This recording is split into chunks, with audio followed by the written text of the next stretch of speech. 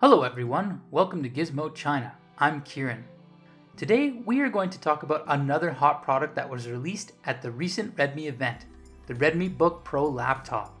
You may not have heard much about this new laptop since it's only available in China, and this is the first time that we are actually focusing on the Redmi Notebook series. The previous model was not very interesting, so we didn't even review them. But this time we can clearly see the efforts put into the Redmibook lineup. Quite similar to what Redmi has been doing with its smartphone lineup, the latest model offers excellent hardware for its cost. There are two updated versions of the new Redmibook lineup. One is the Redmi Pro 14 that we have in our hands, and the other is the Redmibook Pro 15. The major difference between the two is in their displays. The Pro 15 features a 15.6-inch 90Hz Retina full-screen display with a 3.2K resolution, while the Pro 14 features a 14-inch 60Hz Retina with a 2K resolution. But today, we are going to focus on the Pro 14. And if you want us to review the Pro 15, just leave your comments down below and subscribe to our channel. We will do our best to bring you the larger model in for review. Let's start with its design. Redmi has finally adopted a new design on the Pro lineup. It comes with a metal cover with precise CNC cutting process, which looks pretty impressive, but at the same time it looks very similar to the Apple MacBook Pro's design. So to be honest, instead of saying that Redmi has created a new design for its laptop, we prefer to call it as a kind of improvement and a good imitation of an already successful design. Turn it over and you will find the D shell that uses aluminum stamping technology, which makes the whole laptop feel more integrated.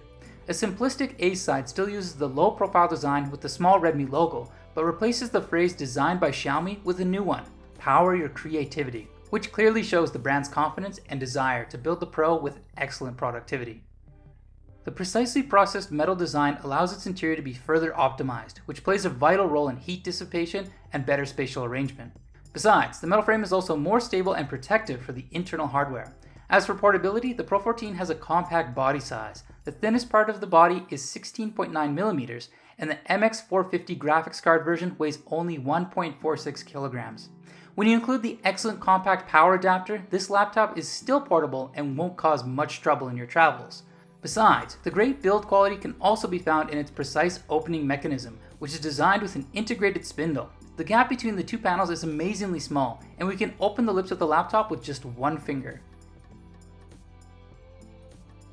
Now let's look at the display. The 2K Plus resolution display supports 100% sRGB color gamut and 178 wide viewing angle. Redmi has also claimed that the Pro's display has passed the TÜV's eSafe display certification. But in this section, we have to mention another model from the Pro series, the Pro 15. It's even more surprising with a higher resolution and a 90Hz refresh rate. In our actual test, the color gamut of this display covers 96% of the sRGB gamut, 72% of the Adobe RGB color gamut, 73% of the P3 color gamut, and 66% of the NTSC color gamut. The results, to be honest, are not so surprising. But when we moved to the color accuracy test, things got better. For the average color deviation, delta E is only 1.34. And the figure for most colors are even lower than 1, but pay attention to the deviation of blue color is slightly higher. So it's pretty friendly for those who have to work with colors on a mobile machine, such as video editing and image processing. And it's also worth mentioning that the Pro 14 maintains a narrow edge design for the screen, and the screen to body ratio reaches at 88.2%. The camera is placed at the top edge, so there is nothing special to talk about it. Looking down at the C side, a full-size backlit keyboard is arranged properly with a pretty big size touchpad down below. The keystroke of 1.3mm is very common for the mainstream thin and light notebooks, and the surface of the keycaps adopts a 0.3mm hyperboloid groove design, which improves typing experience. In particular, the power button on the upper right corner integrates fingerprint reader, which is good for privacy protection. The keyboard is also equipped with an exclusive wake-up button for Xiaomi's voice assistant Xiaomi. But unfortunately, by far it doesn't support a second language beyond Chinese. And another confusing detail is that the Windows version that's pre-installed in the Redmi books only supports Chinese at the system level. So when you use it for the first time, there is no way for you to choose another language to complete the setup. Basically, you are left with either to work around with it or to upgrade to a Windows Pro system. In terms of expansion interfaces, the Pro provides a USB-C port for data transmission and a 66-watt charging and an HDMI port for video signal output, a USB 2 port, and another Thunderbolt 4 interface on the left side. While on the other side there is a USB 3.2 port and a headphone jack. The availability of so many ports is no doubt good for daily use. As for performance, there are 3 variants of this Pro model. You can choose an Intel i5 version or without an MX450 graphics card, but for the i7 variant, there is only one option that comes with the graphics card as default. The model in our hands is the i7 variant. The CPU features a basic clock of 2.8 GHz, a maximum core clock of 4.7 GHz, and a TDP range of 12 to 28W. And the performance test of PC Mark X and Pro 14 ran up to 5,000 points. This result means that Redmibook can finally meet the application load of daily office and light entertainment. Even for digital content creation, it can handle image processing and simple video editing.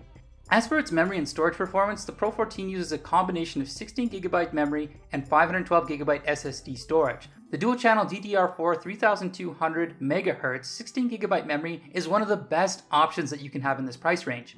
In the A.64 memory and cache performance test, it had a read speed of up to 44,000 megabytes a second, a write speed of over 43,000 megabytes a second, and a copy speed of over 35,000 megabytes a second.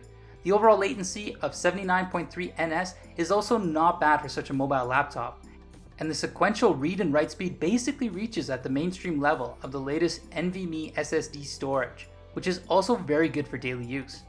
As for its gaming performance, no doubt the MX450 graphics card helps bring in a much better performance, but it's still not able to compare to the NVIDIA GTX 1050 Max Q. In 3D Mark Fire Strike Test, the overall score of 4,155 and the graphics scores of 4,637 are pretty impressive in its price range, which generally means that the Pro 14 is capable of running heavy games under low graphics settings and should have no problem to fluently run light games.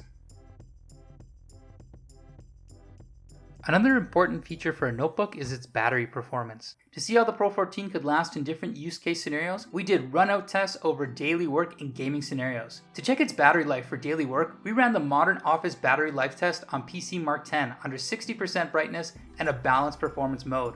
The result shows that the fully charged Pro 14 could be used for continuous daily office work for over 7 hours and 50 minutes, which is pretty good battery performance for meeting general mobile office work. In the second test running the gaming battery life test of PC Mark X, it lasted for only around 1 hour and 20 minutes when discharging from a fully charged state. But note that in this test we shifted the battery mode into the highest performance mode, so compared to most mainstream laptops, the result is still not too bad. And during these tests, the Pro 14 was pretty impressive for its good noise performance. We couldn't really hear the noise produced by the internal fan in the first daily work test. And then we moved on to the gaming test. The noise did increase to an annoying level, but it still made sense given that the laptop was running in its high performance mode. Thanks to the good heat conductivity of the metal body, it's also able to have relatively good cooling effect even during heavy use. However, at the same time, it also means that the surface of the laptop is easily heated up, so just be sure not to touch some areas of the laptop during heavy use, as you will feel the heat. As for the sound delivery by the Pro 14 speakers, to be honest, it's nothing special. It looks like Redmi didn't focus much on its speaker performance. Anyway, this is what it sounds like.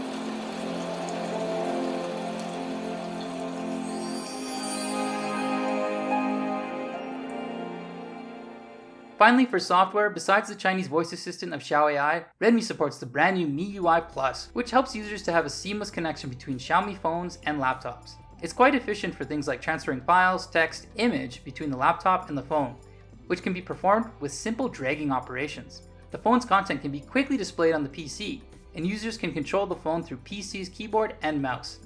So, that's all you need to know about the Redmibook Pro 14.